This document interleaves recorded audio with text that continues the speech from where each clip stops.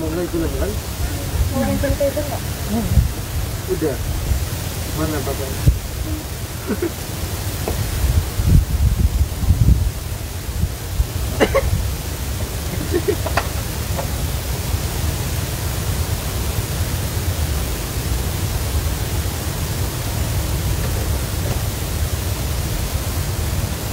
Jadi kita aja pulang.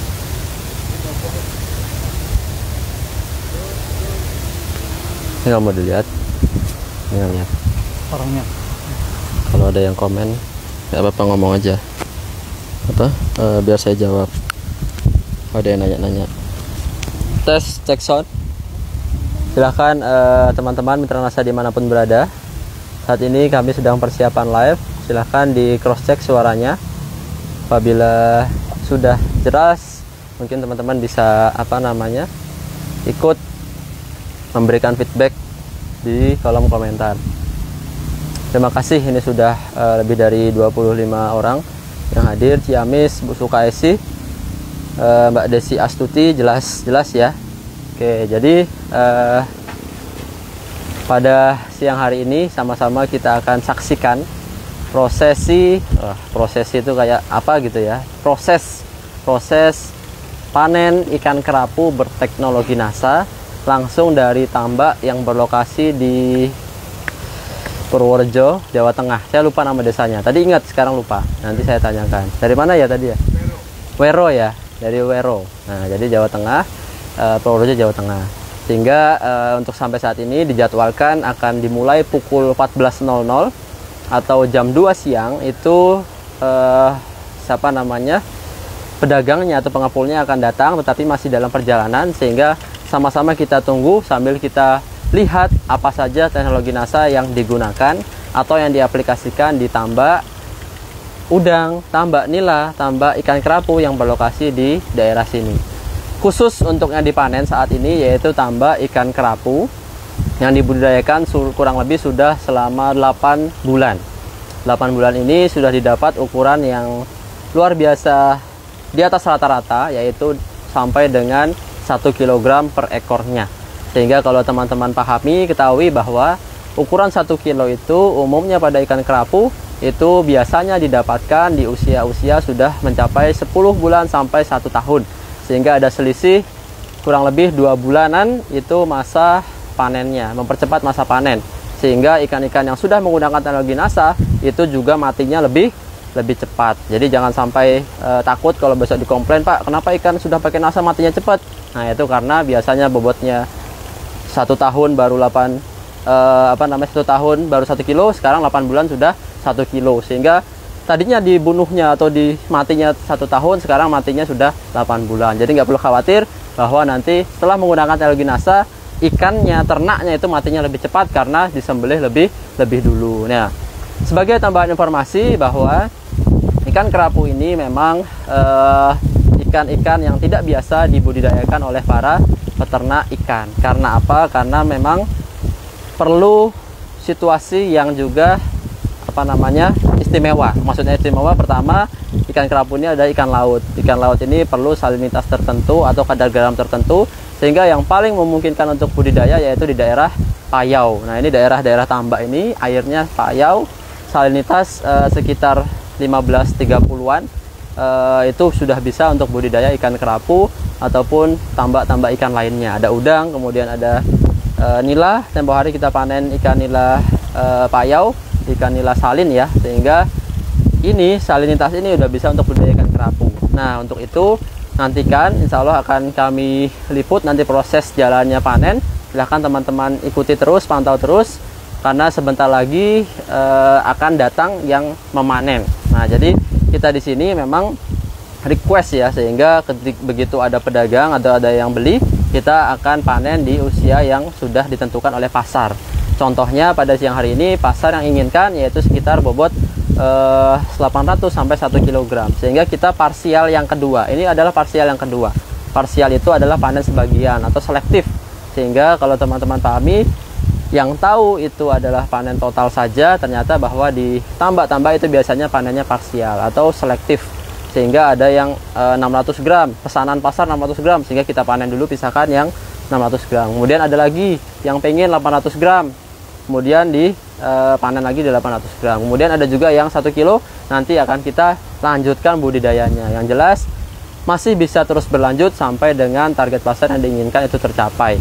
Nah, kemudian ikan kerapu ini memang tadi ya, selain unik, dia juga memiliki harga yang mahal. Selain ikannya yang eksotis, harganya juga eksotis. Karena apa? Karena memang mencapai di atas 100.000 atau bahkan sampai dengan 300.000 kalau sudah di atas piring. Nah, jadi kalau udah matang, teman-teman pernah lihat atau pernah makan ya, atau mungkin teman-teman pernah makan, itu harganya di atas 200 sampai 300.000.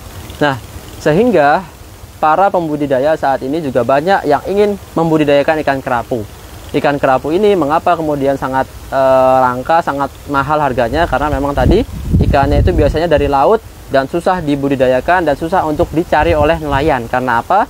Habitatnya seringkali dia di bawah atau di dasar atau di karang-karang, sehingga kalau dia pancing atau dia jaring biasanya nyangkut, sehingga banyak yang membudidayakan di keramba, pinggir pantai, kemudian di tambak.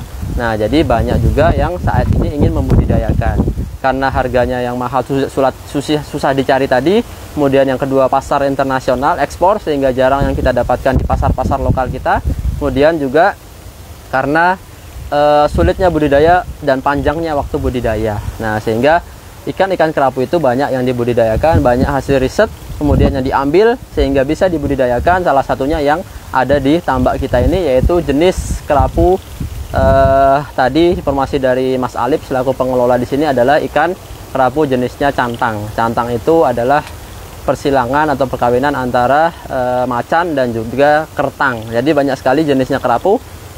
Di antaranya ada kerapu batik ya, bintik-bintik bentuknya, kemudian ada lumpur, ada kerapu jenis lumpur, kemudian ada jenis macan. Macan itu seperti macan tutul, dia biasa hidup di bawah, kamuflase sehingga susah untuk ditangkap dan juga dimangsa oleh makhluk hidup lainnya. Kemudian ada juga kerapu kertang, kemudian kerapu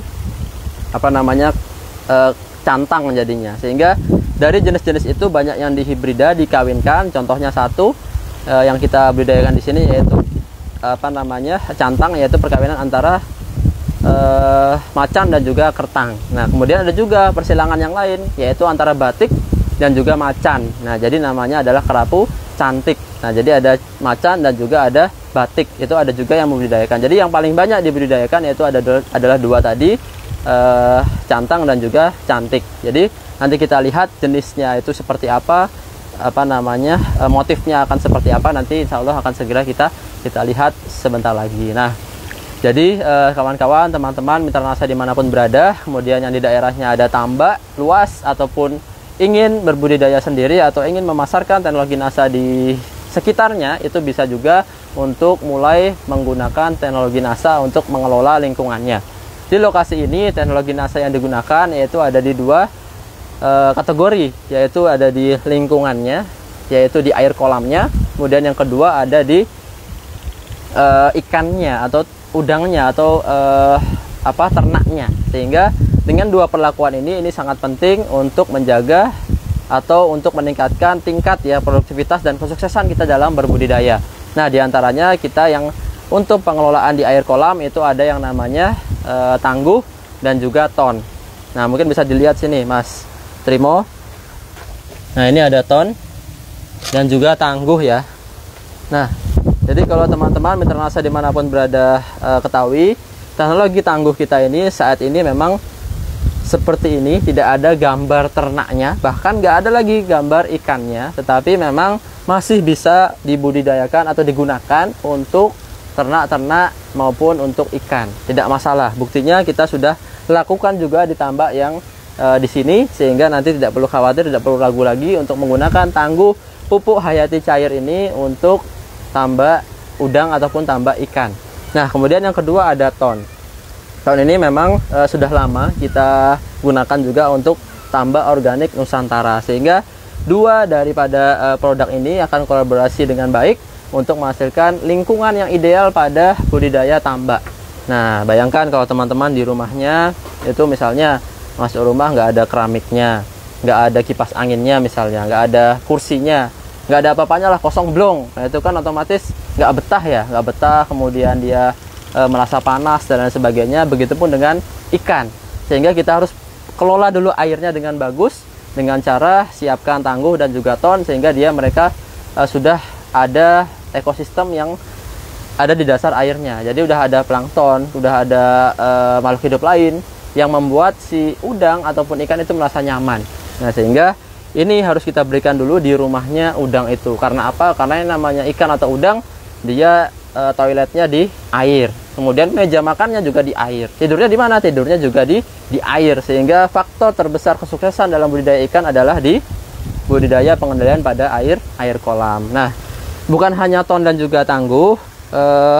Oh ya, ini di lokasi ini memang cara aplikasinya sedikit berbeda, tetapi itu secara umum juga bisa dilakukan oleh Bapak Ibu sekalian, mitra nasa dimanapun berada, yaitu dengan cara memfermentasi dahulu.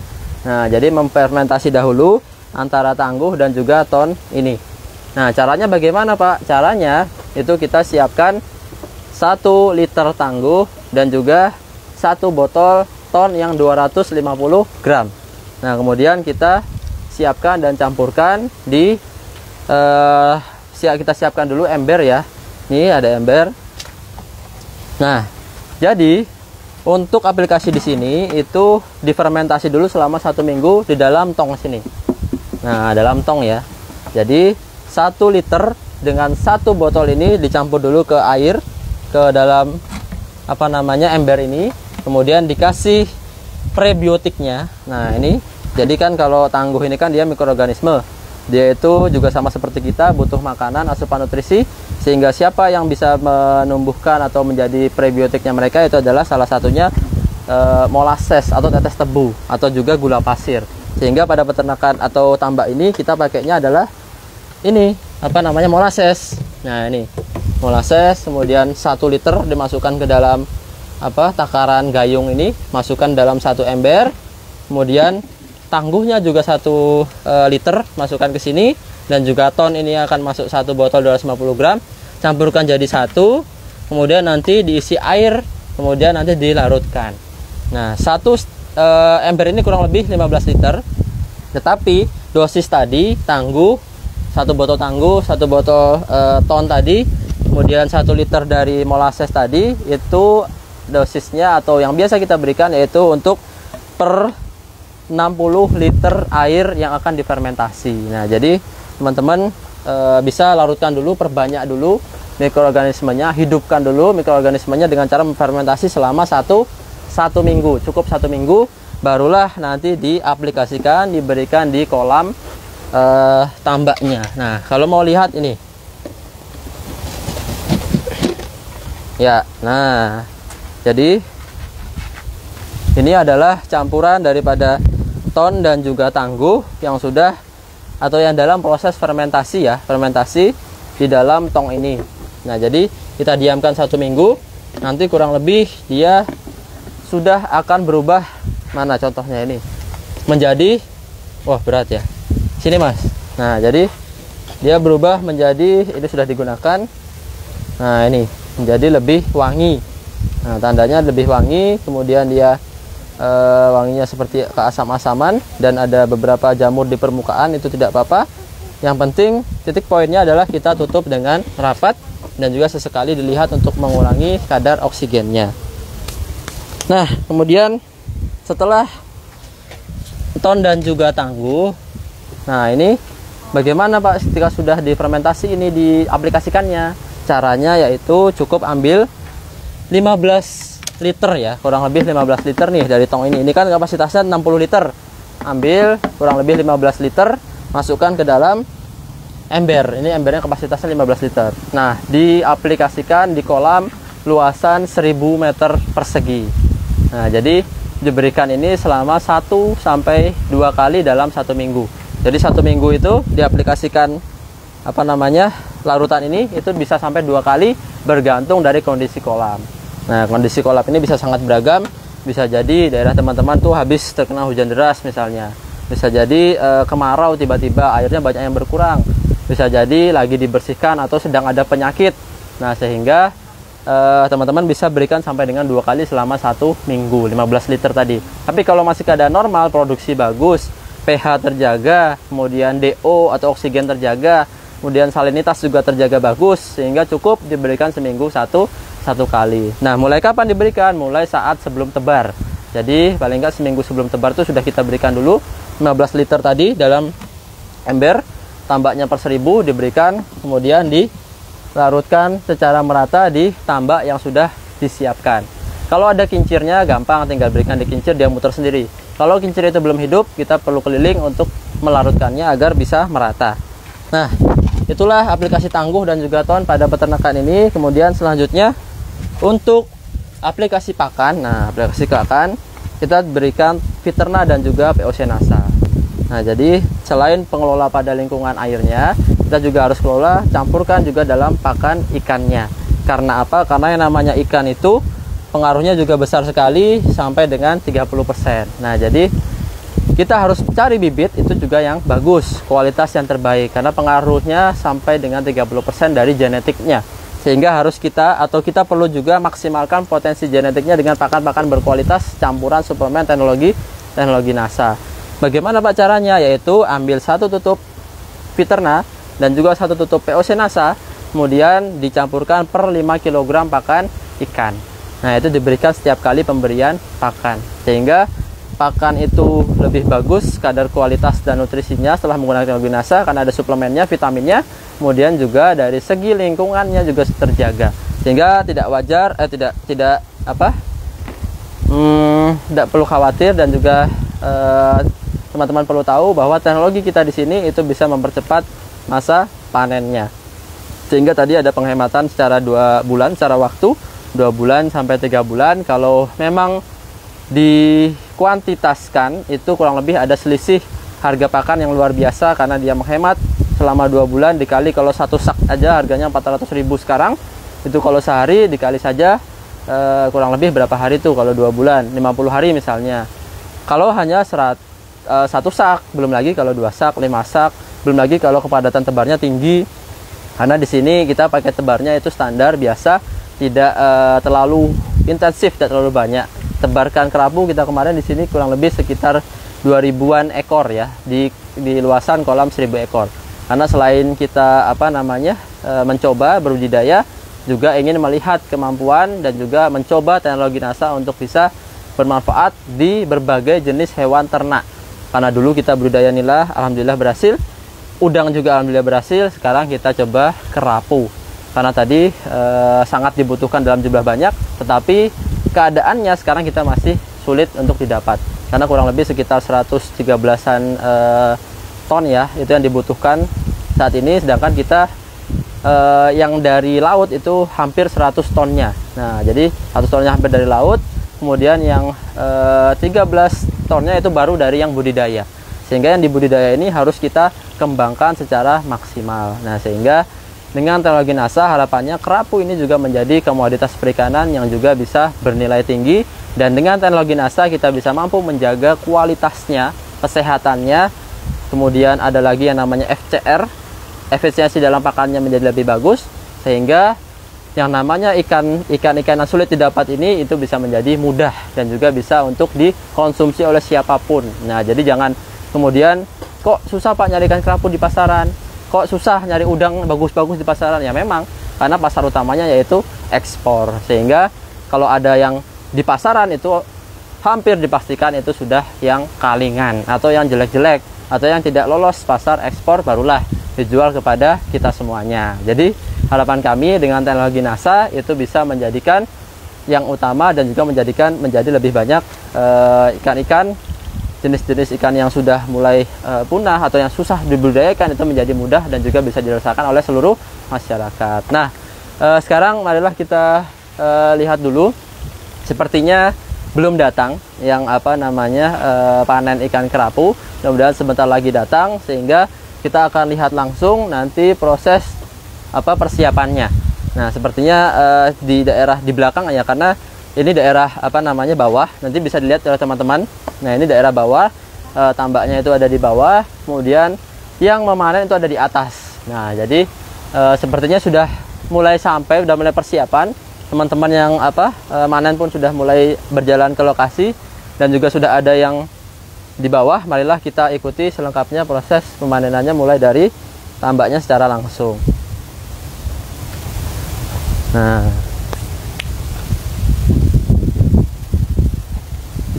ya itu ya, mulai pada jalan apa aja. Nah, berapa aja. Teman-teman kalau ada yang ingin ditanyakan juga silahkan di kolom komentar, bisa disampaikan. Ini juga sudah ada yang itu persiapan, kita lihat langsung kerapunya seperti apa. Ini kurang lebih akan dipanen lagi sebanyak 350 kg. Nah, jadi 350 kg ikan kerapu.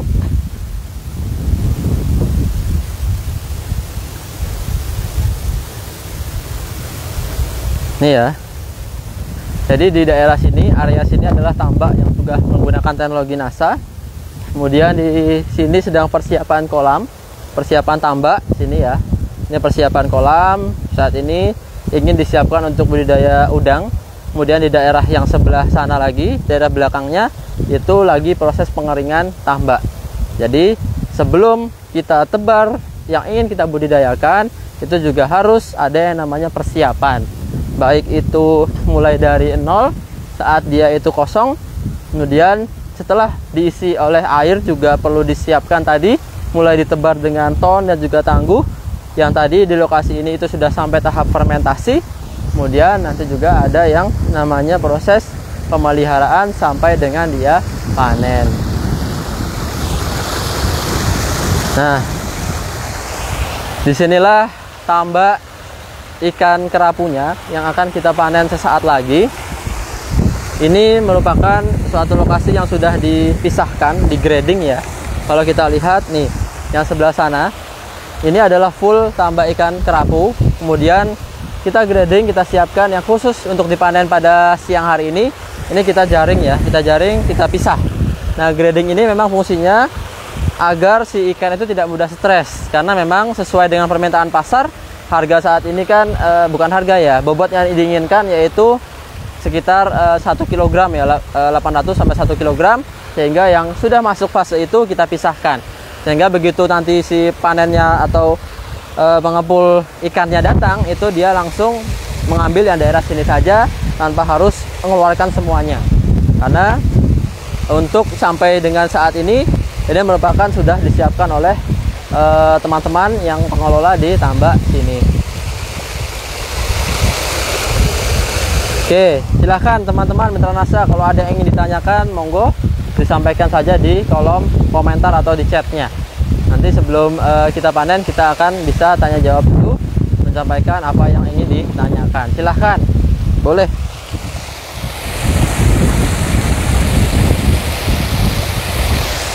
Ini bagaimana cara penggunaan aplikasi teknologi NASA di air laut dengan bagaimana cara pengelolaan jadi bagaimana Pak cara aplikasi teknologi NASA untuk atau di keramba ya, di keramba ya. Memang pengendalian teknologi NASA atau teknologi NASA yang kita punya bersama itu ada di dua kategori, itu untuk lingkungan airnya dan juga untuk ternaknya sendiri. Dalam hal ini melalui pakan. Yang bisa dilakukan untuk keramba yaitu teman-teman atau mitra NASA gunakan saja yang untuk ikannya. Karena apa? Karena untuk keramba itu kan dia luas sekali ya. Itu biasanya ada air laut, keramba air laut, ada juga keramba air danau, ada juga di rawa. Sehingga apabila kita aplikasikan teknologi NASA, itu nanti akan butuh dosis yang banyak sekali untuk memenuhi seluruh lautan, kan tidak mungkin, atau memenuhi seluruh sungai. Sehingga itu biarkanlah saja alami, itu akan dirombak juga dengan dekomposer alami dari sungai atau dari tambak, karena yang menciptakan adalah Allah Subhanahu wa taala, itu sudah menciptakan juga yang alami. Kecuali memang kita siapkan kolam sendiri, kita siapkan kepadatan yang lebih tinggi dan sebagainya, sehingga kita harus kelola. Nah, untuk di keramba kita cukup gunakan Fiterna, VOC maupun hormonik, dicampurkan jadi satu, ambillah 1-2 tutup botol per 3 kg pakan. Jadi bisa diberikan hanya untuk pakan ikannya saja. Jadi tidak usah atau tidak perlu digunakan untuk ternak yang di air kolamnya. Jadi kurang lebih seperti itu untuk aplikasi dalam keramba.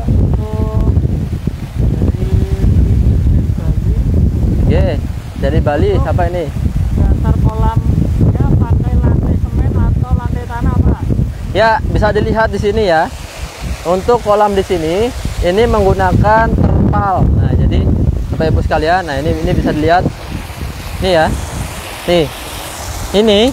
Ini adalah terpal. Jadi bawahnya langsung pasir. Nah, ini ya, pasir. Nah, pasir. Jadi kita berikan terpal di sini. Ini seperti mulsa. Jadi tidak tanah langsung, tidak juga semen ataupun terpal langsung, tapi nanti tetap ada kebocoran biasa sedikit-sedikit. Tapi ini adalah salah satu yang biasa dilakukan dalam budidaya tambak. Jadi ini bukan kolam semen. Nah, jadi ini kolam terpal atau diberi alas. Nah, banyak kok yang jual. Nah, banyak. Ada di mana-mana ada untuk membuat kolam ataupun tambaknya. Ya, ini bisa dilihat ya, tuh teman-teman lagi persiapan. Nah, ini juga lagi ada yang ada di dasar kolam. Silahkan apabila ada yang ingin ditanyakan kembali, monggo.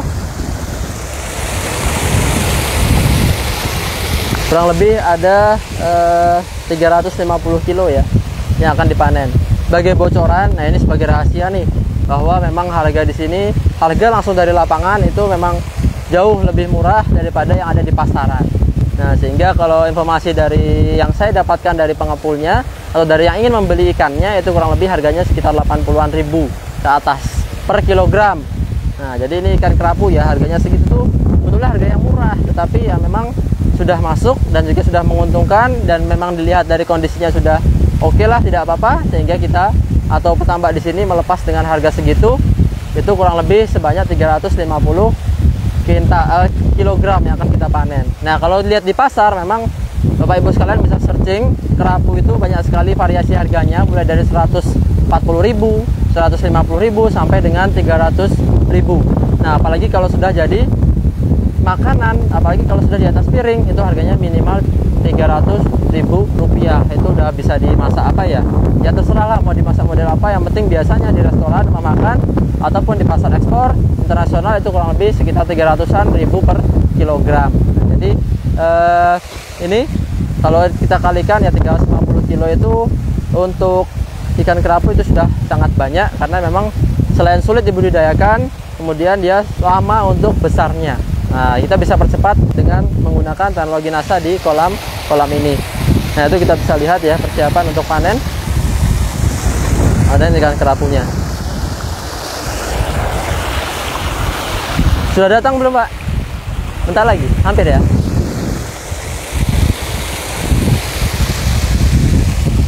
Silahkan kembali kalau ada yang ingin ditanyakan, Bapak Ibu sekalian, silahkan. Oh, ya, silahkan.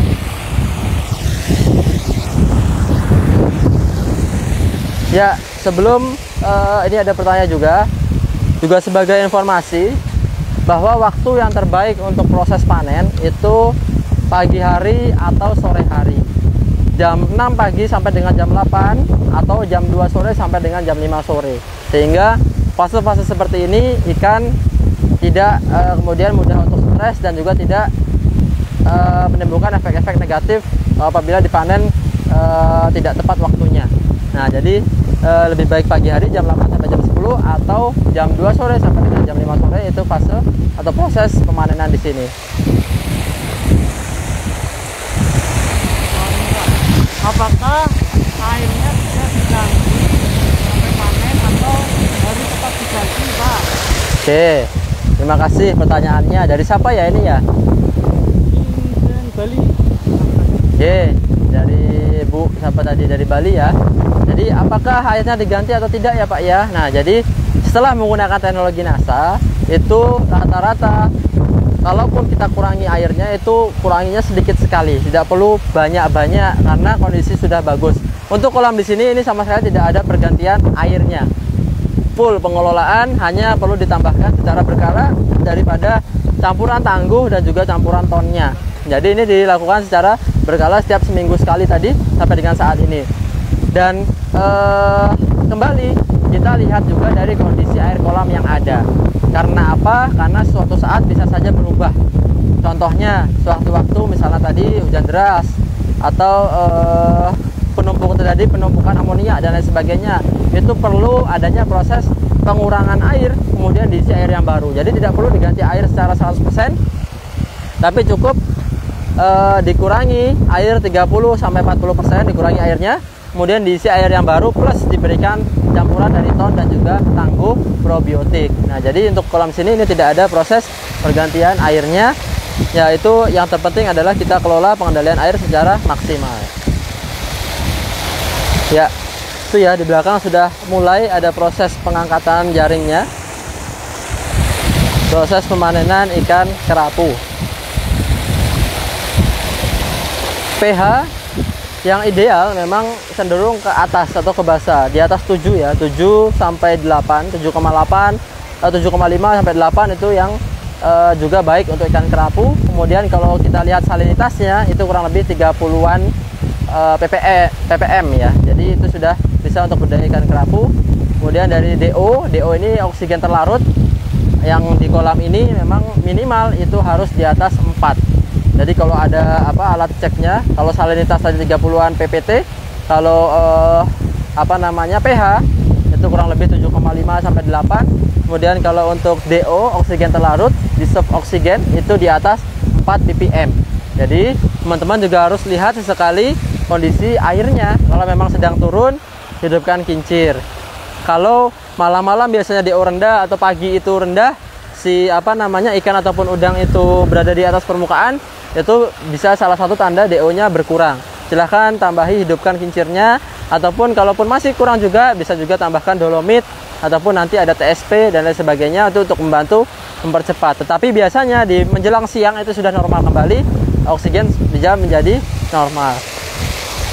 Nah, lagi dari Bu Neni Suryani. Ya, Bu Neni Suryani. Untuk tangguh dan ton, apakah setiap pergantian ikan atau bagaimana? Setiap pergantian ikan, maksudnya setiap periode ya Bu ya, mungkin ya. Jadi aplikasi ton dan tangguh diaplikasikan sebelum ikan ditebar. Nah, seminggu sebelum tebar, kemudian setiap seminggu sekali tadi, yang setelah dilarutkan dalam fermentasi, kemudian diberikan secara berkala seminggu sekali sampai dengan panen.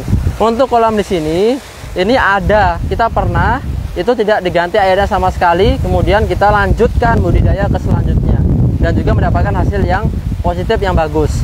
Lagi-lagi itu tetap dibantu dengan kita melakukan pengendalian, pengecekan dalam air kolamnya. Apabila memang terasa sudah bau ya, pertama ditanda bau, amonia itu sudah banyak, kemudian pH, kemudian DO, kemudian salinitas sudah mulai tidak rata-rata atau tidak normal, itu sebaiknya kita ganti airnya yang untuk periode selanjutnya. Jadi istirahat dulu, kemudian dibalik lahannya, kemudian diberi dolomit, diberi pupuk, diberi ton, tangguh, barulah nanti kita tebar ikan setelah itu semua terbentuk, kurang lebih seminggu sebelum tebar. Nah, jadi kurang lebih seperti itu. Nah, sekarang kita lihat ya, itu mungkin sudah sudah mulai prosesnya. Kita sampling di sana, bisa kita lihat. Nah, itu coba mas. Bisa nggak? Tapi ini hati-hati ya. Ya, ini kita akan melihat sampling ya, ikan kerapu dari dekat. Nah, ini sudah diangkat beberapa.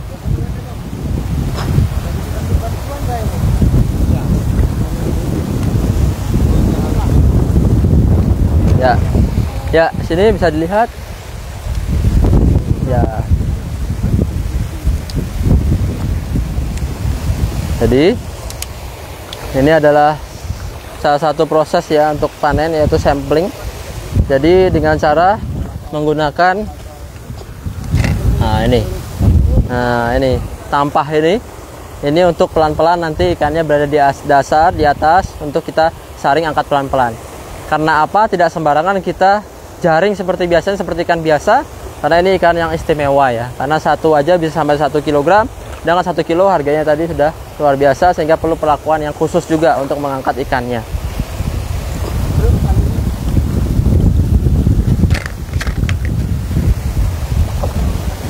Oh, ada yang putih, Mas. Albino ya. Nah, itu kalau albino dari sekian banyak itu cuma ada satu biasanya, satu dua. Nah, kalau ada kolektor ikan harganya bisa mahal itu. Ya. Oke. Belum pernah main.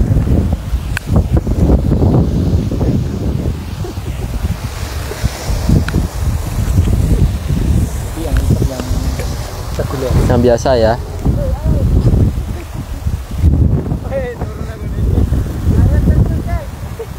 Ya, ini sedang di sampling ya. Kita coba lihat ikannya, ikan kerapu.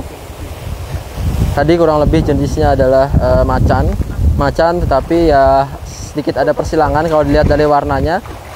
Macan dan juga kertang ini. Kalau macan itu warnanya sedikit bentol-bentol putih, hitam seperti macan tutul itu. Ya, ini ya.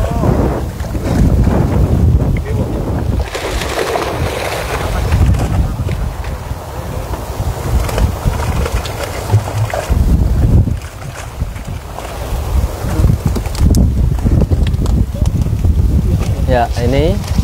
Nah, ini. Nah, ini. Dapat saya. Nah, ini dia ikan kerapu yang ada di tambak kita di daerah Purworejo. Coba Mas, tolong dipegangin. Besar di sini. Iya Mas, pegang.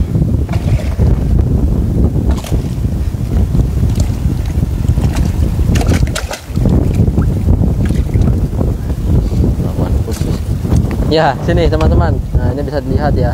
Wah, ini besar sekali. Tuh, bandingkan tangan saya nih. Nggak ada apa-apanya. Ini, aduh. Nah, jadi tadi sudah dilihat ya. Itu salah satu ikan kerapu yang ada di sini. Yaitu sudah lebih, saya rasa tadi dari 1 kg. Hanya rata-rata ya, hanya rata-rata karena memang bobot itu variasi. Mungkin ada yang di bawah, ada yang sedang, dan juga ada yang besar. Nah, itu kalau kita lihat. Apa kita?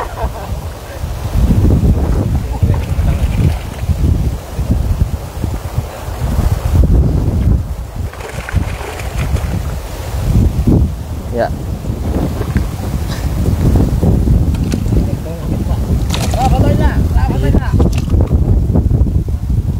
Sama-sama cari dah. Nah, itu kita timbang ya, bisa dilihat tuh bobotnya itu. Nah, itu angkanya didekatkan lagi Mas kameranya. Nah, itu kurang lebih 1,2 1 kilo 20 gram. Jadi 10 2 gram, 102 gram. Nah, jadi 1002 gram, 1026 gram. Nah, jadi 1 kilo lebih. Nah, 1 kilo lebih. Ya, ciduknya itu beratnya 8 gram saja. Jadi kalau dikurangi tetap lebih dari 1 kilogram. Karena kena angin ini. Pegang pelan-pelan loh cara pegangnya. Caranya jangan baru. Kasih gitu Ya, jangan disutnya nih. Mancing mania, mantap. Kamu udah tangkap lagi dari sana. Mancing mania, mantap. Sini Mas. Apa ya? Bismillah. Ya, nih Mas, kita lihat nih. Nah, ini terlihat bahwa ikannya besar sekali dan juga sehat. Nah, ciri-cirinya ikan sehat gimana Mas Alip? Full ya, alat geraknya full ya. Nah, ini geraknya full, kemudian mulutnya juga masih normal. Ekornya juga nggak robek ya. Ekornya nggak robek, ini bagus. Tidak ada luka di sekujur tubuh, di perut dan di bawah rahang bawahnya ini. Nggak ada luka sama sekali ya. Nah, perutnya nggak ada luka. Ini mungkin berbeda daripada ikan yang biasa kita temui. Biasanya ada lecet-lecet. Nah, tapi di sini ini mulus. Tandanya bukan hanya kuantitas bobot tadi yang cepat, ternyata juga kualitasnya yang bagus. Ini ya, normal semuanya di tubuhnya juga, alat geraknya juga normal semua. nggak ada yang cacat, ekor, kemudian alat apa namanya yang tajamnya ini juga masih normal. Nah, silahkan di screenshot ya, nanti foto saya ini bisa di share juga dimanapun teman-teman berada. Nah, ini masih hidup nih ya. Sini Padang, foto Padang, foto Pak. Oh udah. Oke, sip.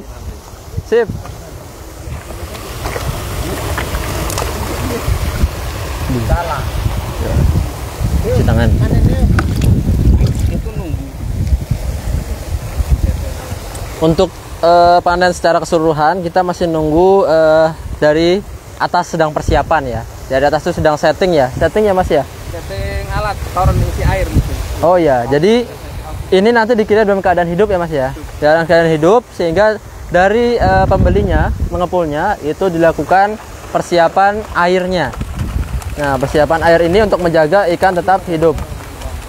Nah, jadi kalau untuk pengendalian sehingga kita tunggu persiapan di sana. Airnya ini kurang lebih disiapkan berapa derajat, Mas?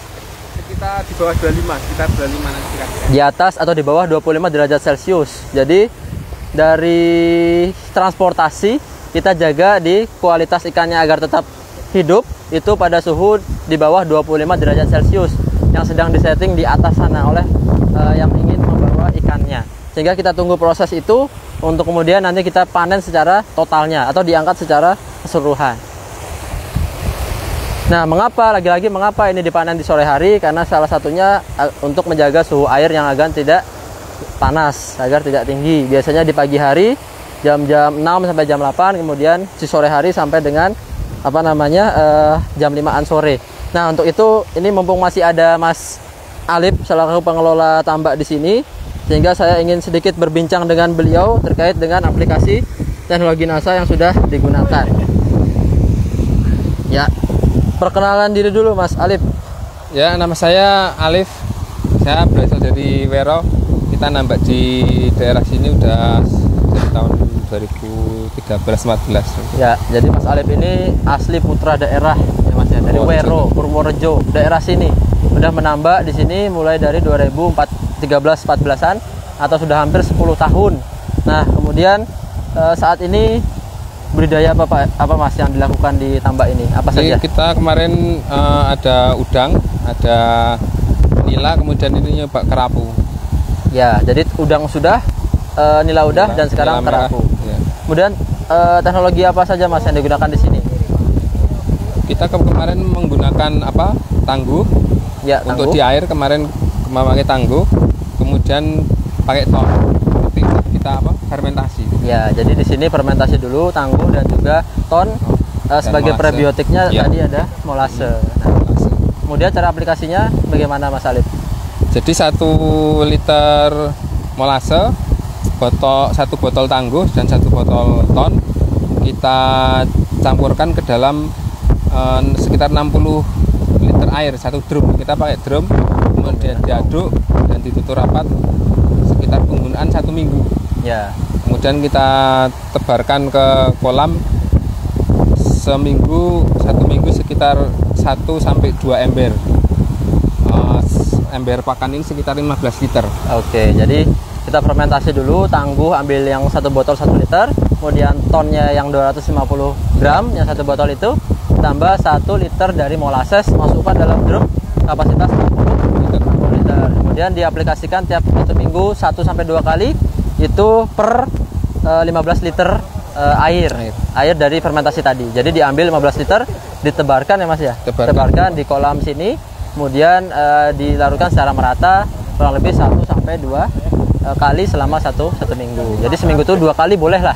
Nah, jadi tergantung kondisi kolam, kondisi air ya. 1 sampai 2 kali selama 1 minggu.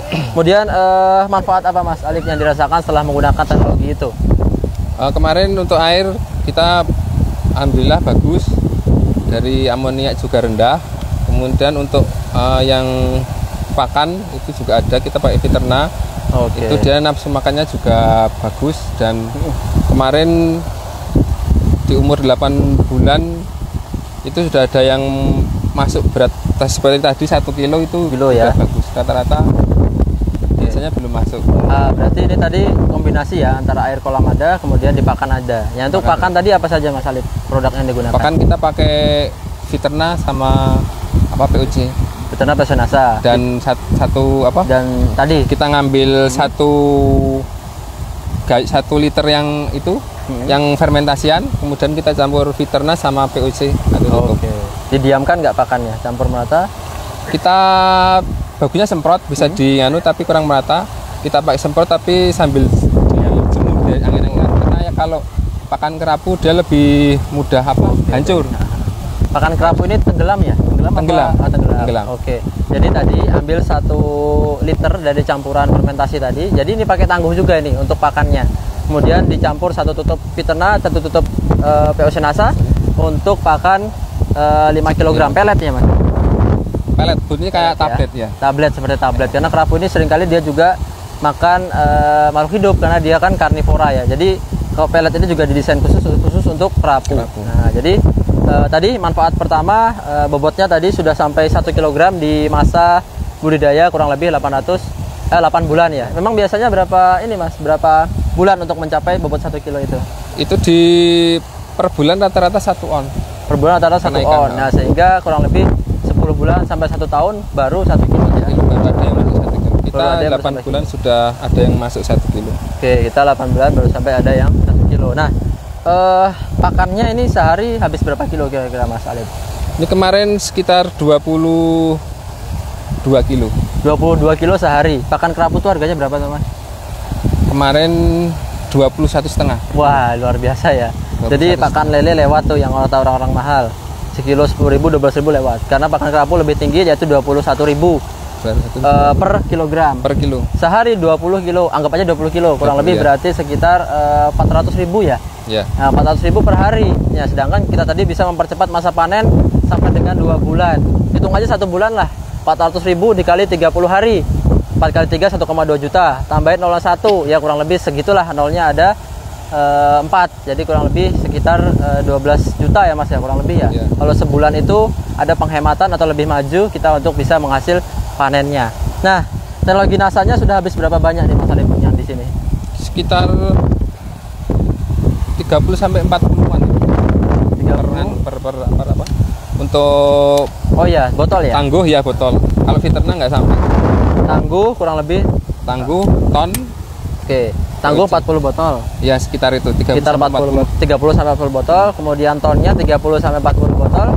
Kemudian POC. Satu lagi POC juga 30 sampai 40 botol. Nah, sehingga mungkin masih sangat jauh ya selisihnya daripada manfaat yang kita terima tadi. Nah, jadi kurang lebih tadi ada penghematan 2 bulan, lebih maju, kurang lebih bisa sampai 12-an lebih atau sampai 20-an juta penghematan ya, karena satu hari 20 kg pakan, 1 kilonya harganya 20.000.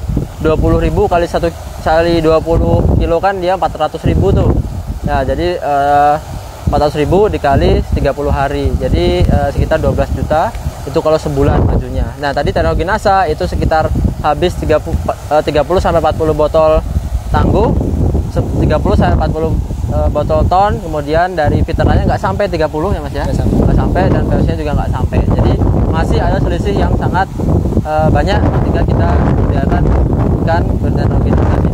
Kemudian mungkin terakhir sebelum kita panen itu pesan-kesan apa Mas Alif yang disampaikan kepada para pemirsa, teman-teman mitra NASA dimanapun berada yang juga berbudidaya tambak ya, mungkin tambak udang, mungkin tambak, karena Mas Alif sudah pernah mencoba semuanya ya, tambak udang pernah, kemudian nila udah, kemudian kerapu juga udah. Mungkin ada yang ingin disampaikan khusus kepada para teman-teman yang juga petambak, mungkin ada sesuatu, silahkan Mas.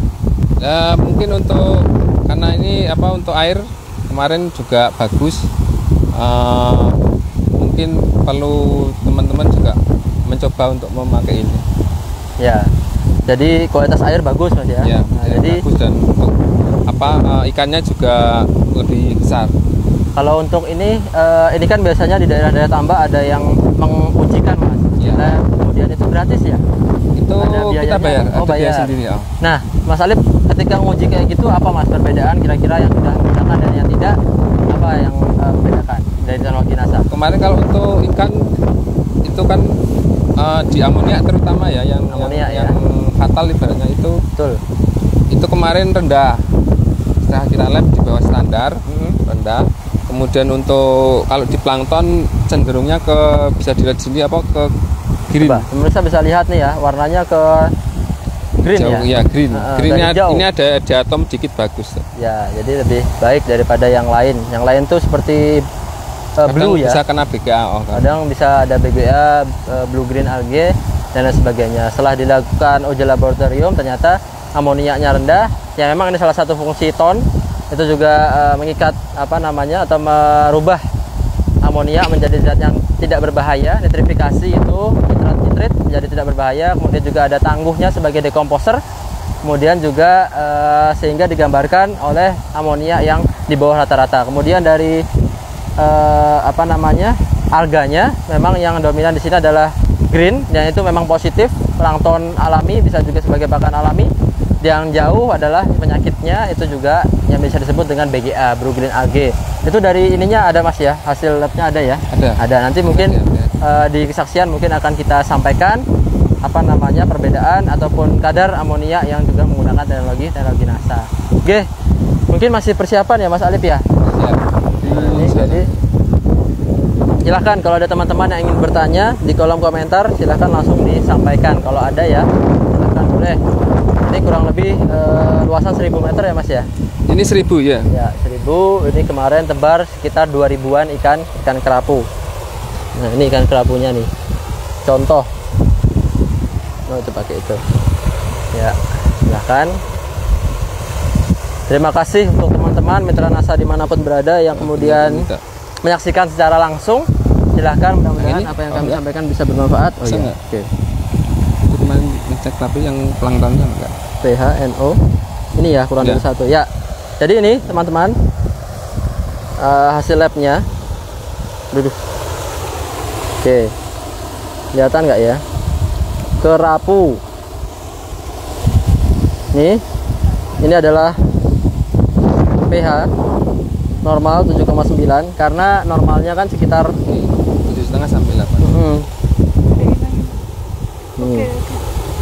7,9 itu normal. Kemudian dari ini yang berbahaya ya, NO2, kemudian amonia ini di bawah 1, 0,1. Nah, ini udah sangat bagus. Kemudian nah ini mikrobiologinya yang memang tadi ini juga sangat-sangat bagus ya, tidak terdeteksi. Nah, jadi poinnya adalah salinitas ini terjaga bagus dan juga bisa untuk hidup, tingkat kehidupan survival rate-nya daripada si kerapu ini juga tinggi karena kualitas air terjaga, dibuktikan dengan apa namanya, hasil laboratorium, mulai dari pH, kemudian dari kadar nitrogen ya, nitrit, kemudian ada juga dari amonia NH3. Nah, sehingga itu di bawah daripada standar, di bawah dari rata-rata yang memang tidak disukai oleh ikan. Nih 0 kan normalnya di bawah 0,1, kita memang tidak terdeteksi, berarti 0,00000 sekian, sehingga tidak terdeteksi dan hanya itu hanya 0. Baik, sudah siap? Ya. Mungkin nanti kita juga bisa wawancara ya, mungkin wawancara dengan buyer atau pembeli, atau juga nanti kita bisa cerita-cerita. Silahkan kalau ada yang ingin ditanyakan, teman-teman bisa tanya di kolom komentar, atau kalau memang belum sempat bisa juga menghubungi kami langsung di nomor telepon apa namanya, saya di kontak konsultasi, yaitu di 0811 2792 004. Nah, jadi kalau untuk peternakan dan perikanan itu kode belakangnya 004. Ya, sekali lagi kami ucapkan ya, silakan kalau ada yang tanya. Volume ketebalan air dari dasar kolam kira-kira seperti apa, Pak? Khawatirnya kalau misal di daerah panas ikannya stres. Oke, ya ini bisa kita lihat ya, volume itu kan adalah perkalian, adalah hitungan daripada luasan kolam, volume air. Nah, kurang lebih volume itu biasanya adalah panjang kali lebar kali tinggi ukurannya. Kalau di sini kurang lebih luasannya kan 1000 meter. Ketinggiannya kurang lebih juga hanya 1 meter tuh. Kalau ada yang masuk di bawah, itu kawan kita yang ada di bawah. Nah, itu bahkan di bawah dari 1 meter. Nah, jadi sekitar 80 sampai 1 meter itu kondisi yang baik, yang ideal. Sehingga kurang lebih di sini volumenya ya 1000 atau 800 meter kubik. Nah, ini daerah sini ini juga termasuk daerah panas karena memang daerah pesisir itu full adalah banyak lebih tinggi, lebih panas daripada daerah-daerah yang lain. Sehingga kalau untuk daerah panas pun ini juga sudah bisa dikelola, nggak masalah daerah manapun, Kalimantan, Sulawesi, kemudian di NTT, NTB itu juga ada yang membudidayakan udang dan juga ikan kerapu. Yang menjadi titik penting pada kerapu adalah perbedaan dari pakan yang diberikan dan juga pengelolaan dari bibit yang ada. Nah, jadi kebadatan jangan lebar-lebar, kemudian ada salinitasnya juga yang berbeda, dia lebih tinggi dan juga pH air jadi lebih tinggi, serta tadi kalau bisa ditekan daripada kandungan amonia dalam airnya itu sudah mampu untuk ikan kerapu hidup secara normal. Yang penting, nah ini ya sekali lagi, karena ikan kerapu ini adalah ikan yang mahal, eksotis, ikan yang banyak dicari oleh pasar internasional, sehingga seringkali kita tidak tahu ikan itu mati, tetapi yang tahu ikan itu nggak ada. Nah, hati-hati di kawasan teman-teman kalau ingin tebar kerapu, siapkan jaringnya bukan hanya di kolamnya tapi di atasnya. Takut ada nanti yang namanya bajing, bukan bajing beneran tapi bajing lompat. Nah, jadi ada yang mancing satu, wah lumayan ini 150.000 satu ekor. Jadi hati-hati, tetap dijaga terus, ada yang mengawasi terus, karena kita tidak tahu siapa yang pengen, siapa juga yang memang ingin punya kebutuhan. Nah, jadi perlu diawasi. Mungkin kalau ikan biasa nila satu ekor tidak masalah, atau udang mungkin dijaring sedikit segenggam ini ya mungkin belum ada nilainya lah. Tapi kalau ini ya satu ekor itu sudah bernilai yang luar biasa, sehingga perlu hati-hati. Pengawasan juga harus ke semuanya, fisik, kimiawi, biologis, bahkan ke pengawasan lingkungannya secara SDM-nya. Nah, kurang lebih begitu. Silahkan kalau ada pertanyaan lagi. Untuk lele yang diterpal sebaiknya berapa hari sekali? Apa insidental sesuai keadaan air dan cuaca?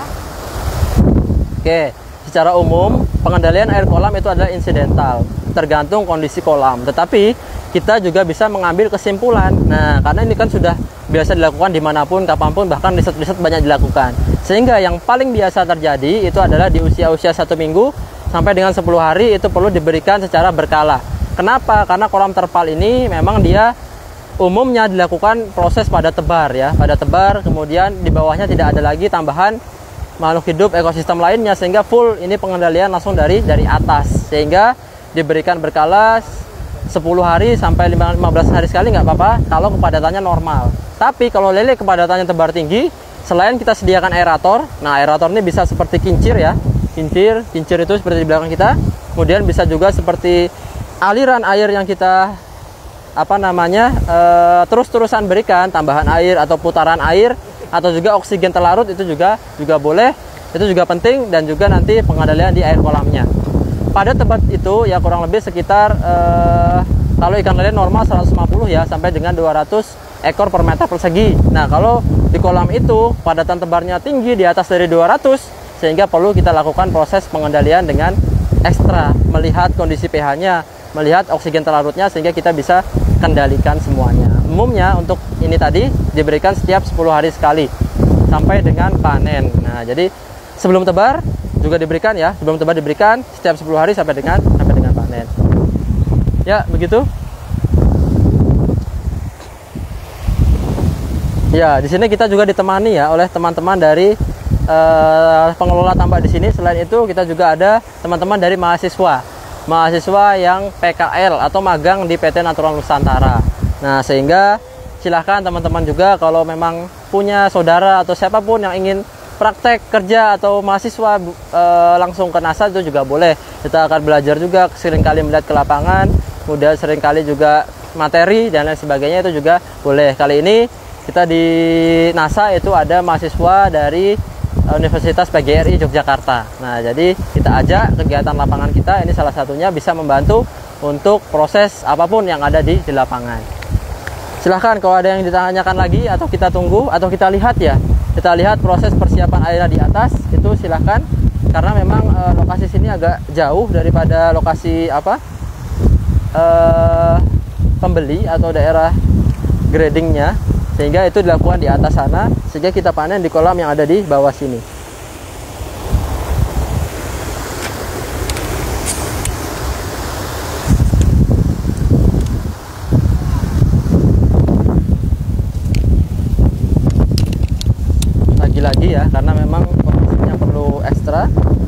sehingga Langsung.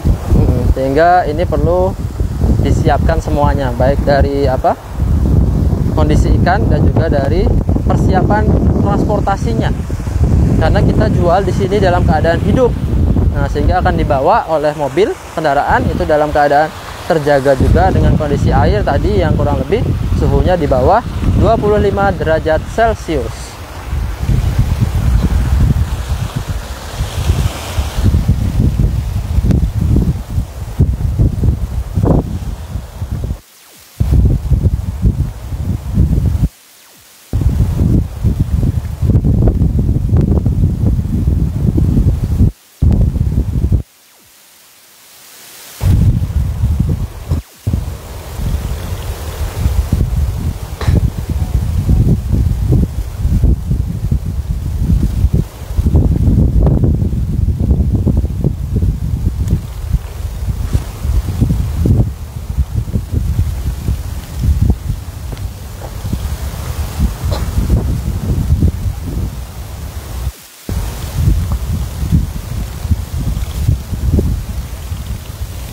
Ya. Nah, di sini kita juga dibantu nih oleh teman-teman dari yang mengelola tambak di sini. Ada kurang lebih berapa orang ya Pak tadi ya? 6 ya? 6 orang. Nah, jadi siap untuk memanen di sini. Kita juga menyiapkan personil yang tangguh-tangguh, yang kuat-kuat untuk membantu proses panen ikan kerapu. Nah, sekarang kita lihat proses persiapan transportasi ya, siapan panennya di atas.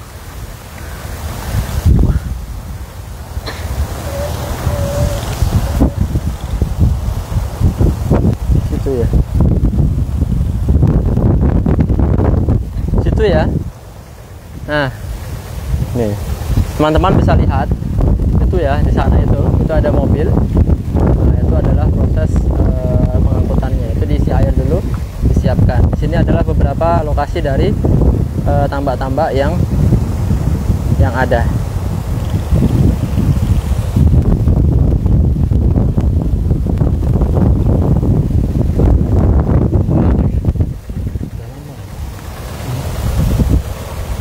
Baik, nanti kita akan lanjutkan lagi ketika memang panen itu siap untuk diangkat, kemudian nanti mobil sudah juga sedia, ready.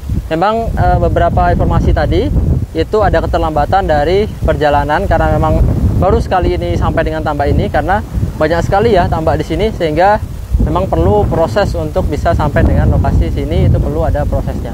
Sehingga nanti ketika penyesuaian air di sana sudah selesai dilakukan dan juga ikan sudah siap dilakukan, itu insya Allah nanti akan kita liput lagi untuk kemudian disaksikan oleh teman-teman sekalian. Jadi kurang lebih prosesnya seperti tadi, kita panen di sore hari, kemudian dipanen secara parsial atau sebagian selektif, kemudian nanti diangkat dan akan didistribusikan langsung dalam keadaan hidup oleh buyernya, oleh pembelinya. Sehingga itu yang dapat kami sampaikan. Terima kasih. Semoga informasi ini dapat bermanfaat bagi seluruh mitra NASA dimanapun berada. Semoga juga kami doakan selalu kawan-kawan, teman-teman sehat selalu, bahagia selalu, sukses khususnya untuk berbisnis NASA dan juga sehat. Bila taufiq hidayah, wassalamualaikum warahmatullahi wabarakatuh. Sekian dari kami. Semangat pagi.